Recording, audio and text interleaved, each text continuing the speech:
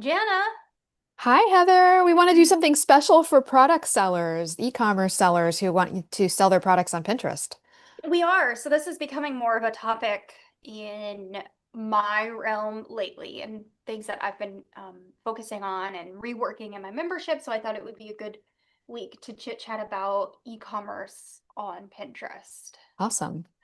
Would you say that like there are a lot of e-commerce sellers who leverage Pinterest, or would you say that there are a lot of e-commerce sellers that still don't leverage Pinterest, or both? I would say both, but there's definitely a lot of room for more e-commerce sellers to come on Pinterest and Hmm, see some really great results.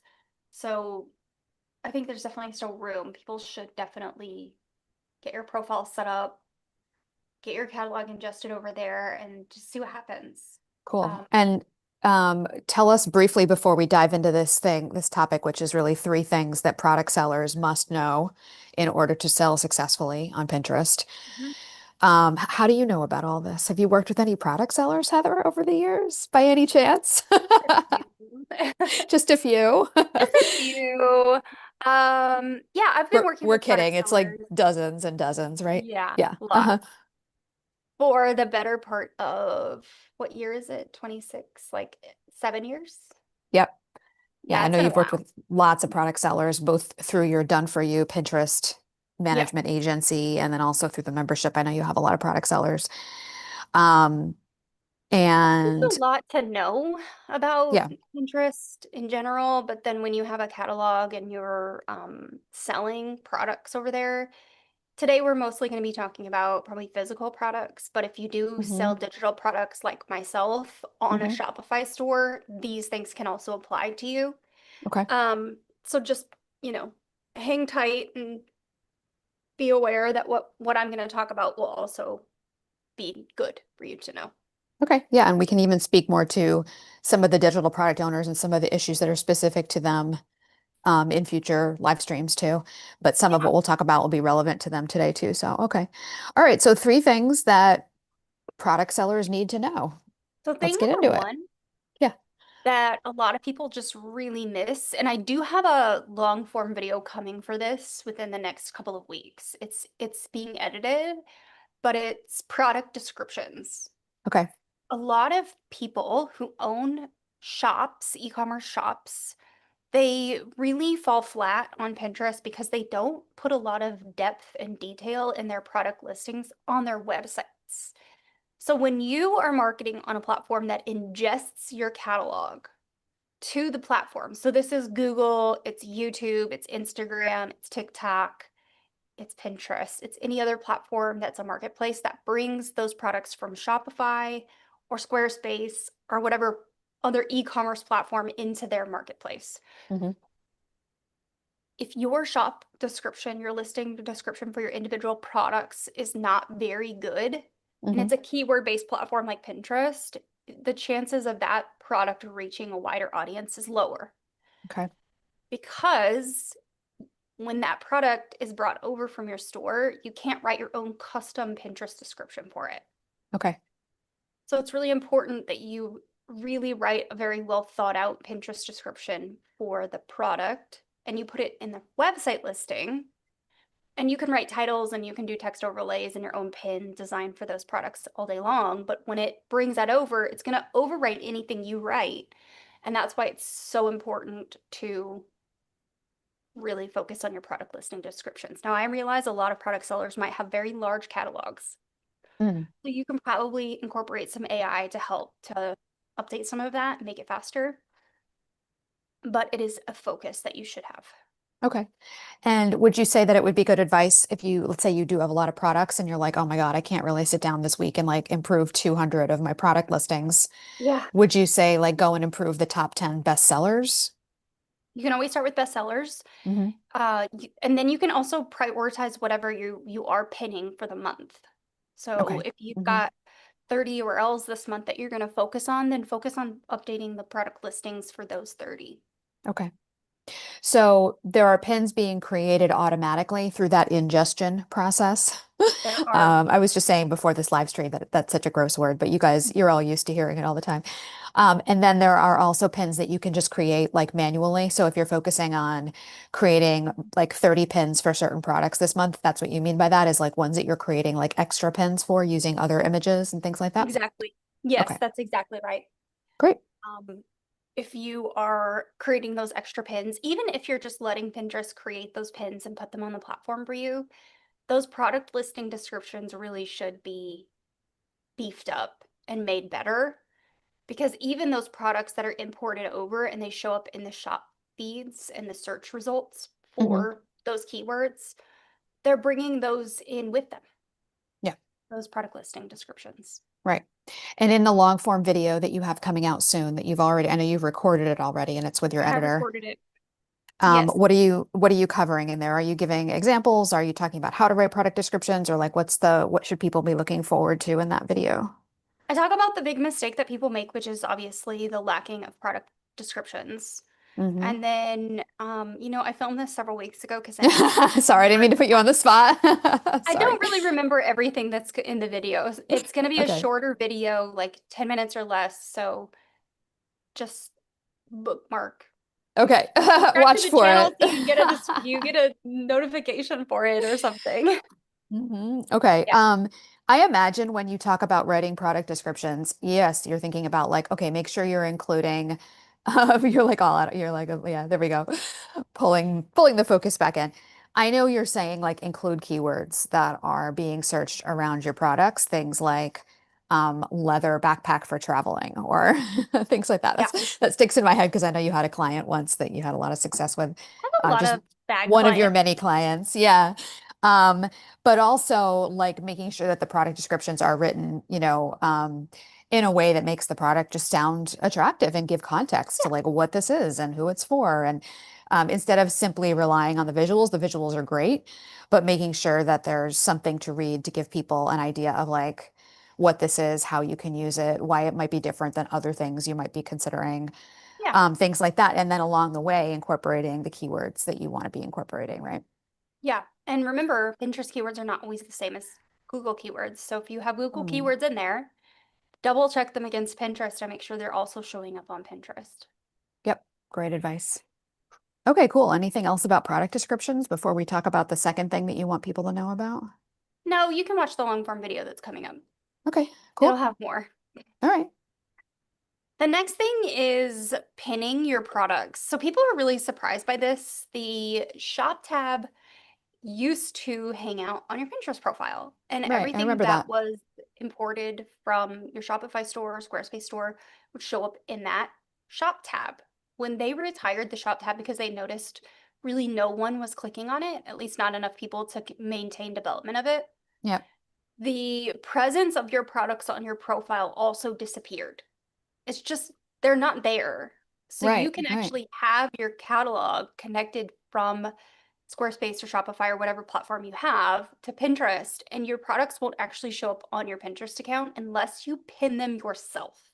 Oh, So okay. this can obviously be done in multiple ways. Number one is Mm, just going to your storefront and using the Chrome browser Pinterest button and just like saving them. mm. You can load them into a scheduler and you can schedule them, or you can make custom Pinterest pins for each listing that are Or a thousand both. by 1,500 or both. Hmm. Yeah, and save them and send those back to your website. And then they'll be on your Pinterest profile and on your designated Pinterest boards. Mm. And this is important because the Pinterest boards lend a hand with indexing when it comes to getting your pins in front of the right audience and getting indexed for the right keywords.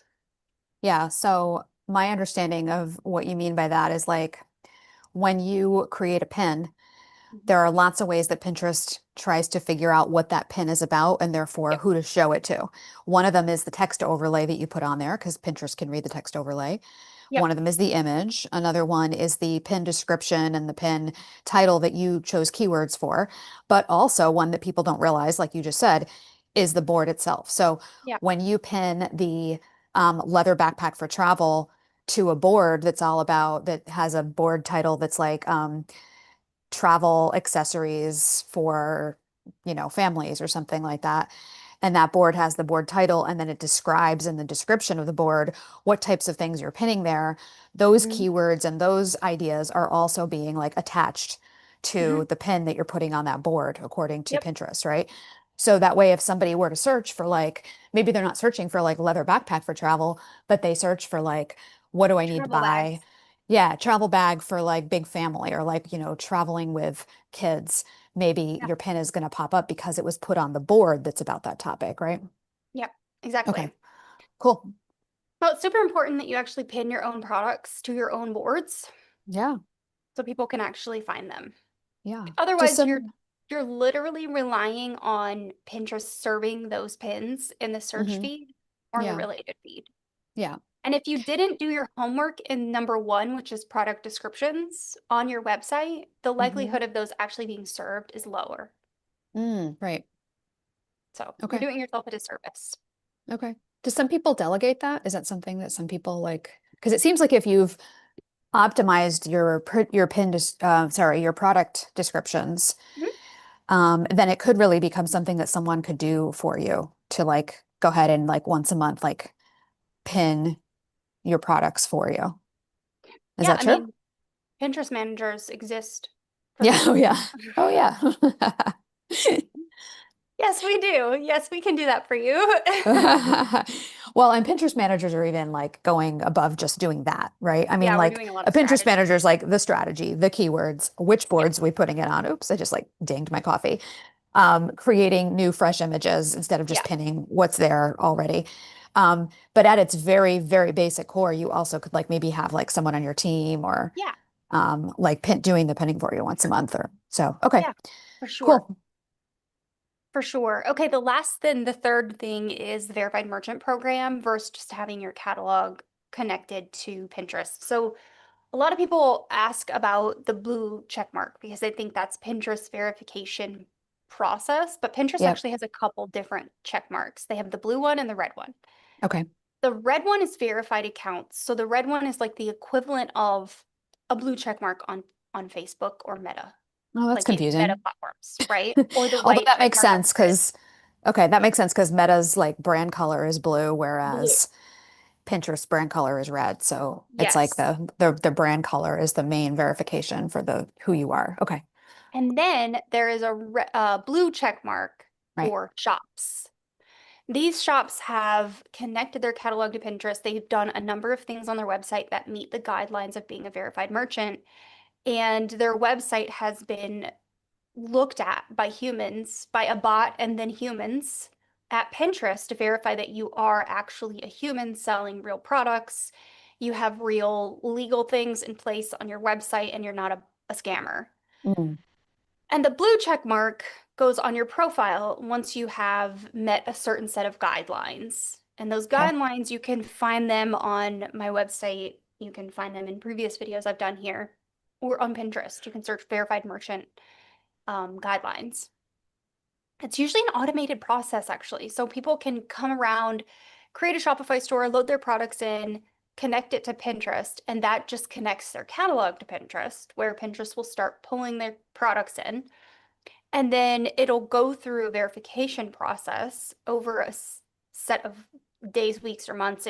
It's really not clear how long it takes. And then you will be approved, an approved merchant, and you'll get a verified merchant blue badge on your profile. Now, I have noticed the same way that I've noticed verified websites. So when you claim your domain on Pinterest, you are given preferential treatment in the search results because you're a trusted website. The same way that Google likes to rank high authority websites in the search results, they verify that you're like a real person creating real content. Pinterest does the same, and the Verified Merchant program will claim your website, import your catalog, and install your Pinterest pixel through the Shopify app. That's as if you're a Shopify seller, all on your behalf with the click Wow. of a couple of buttons. Amazing. And then you get that blue check mark. So if you ingest your catalog, do you have to do something separate to then apply for the verified merchant program, or is Pinterest automatically assessing you and your website and your catalog Yeah, for the verified merchant program?